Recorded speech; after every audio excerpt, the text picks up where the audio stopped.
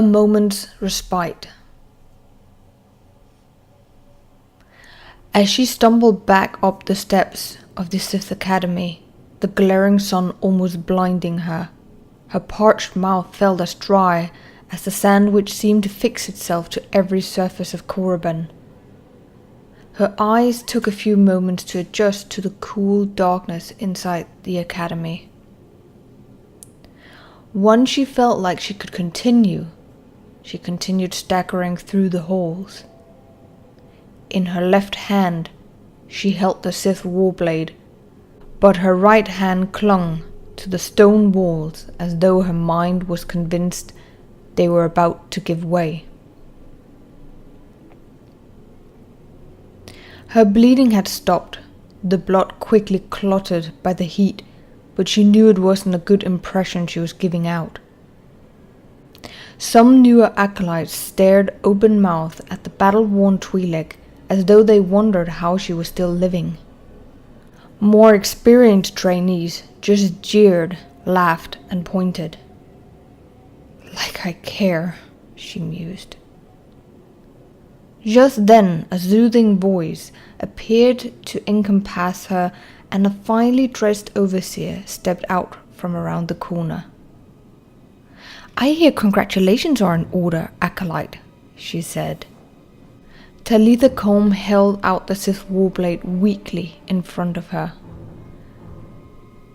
"Yes, my lord," she stammered, more from sheer exhaustion than nervousness. A moment's pause. "You will be pleased to know I have told Darth Tigris to leave you alone for 48 hours. A healer you might be, but you've taken quite the beating." Her voice was almost sympathetic. The Twi'lek nodded. "It was either that or be killed, my lord." "Indeed. These are the Sith trials after all," the overseer smiled tightly. Talitha took a moment to examine the overseer who spoke to her. She was dressed in a loose golden robe, the slightest hint of a white thread running throughout. She seemed to ooze a peace which was a rarity on the barren planet of Korriban. Her darker complexion almost radiated confidence, and the Twi'lek thought she could detect something in the glint of her piercing blue eyes. "Who are you?"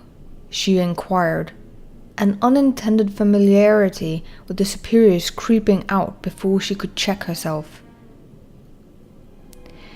"Do not worry about your tone, young one.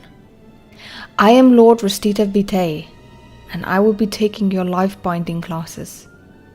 I am also going to speak with you in my office tomorrow," she stated. Talitha frowned. Personal invitations in the Sith Academy were rarely things to look forward to. "Of course, Lord Vitae," she began, "but you need the medbay, a shower, and a long sleep?" the Sith Lord queried. "I hope so, yes, but if you..." Talitha's word just came out stumbling, the dehydration kicking in. No buts, Talitha. You need all those things. Now hurry before you fail to reach the medbay. No point in earning that," she pointed to the warblade. "If you die just out of reach of the Bacta. Now go," she said firmly, but not harshly. Talitha nodded and she stumbled her way to the med unit, her vision blurring. She almost fell into the medical bay, and a couple of med droids caught her and led her to a metal plate to lay on. She laid down, relieved for the cold metal against her leku, and closed her eyes, her hand still gripping the warblade. "I just have to survive."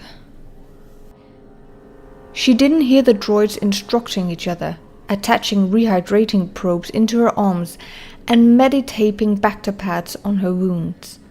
She didn't feel the intricate stitches being woven into her cheek where the aggressor had nearly sliced off her head. She couldn't smell the emergency food rations being prepared for her for the next day. She didn't taste the thermometer thrust unceremoniously into her mouth as the terminals measured her temperature. And she certainly didn't see the strange Sith Lord leaned up against the door frame, her arms crossed and eyes shut, reaching out to the broken Twi'lek, helping the droids to speed up her healing. The darkness had taken her, and for once, her last thought that day was that she was grateful.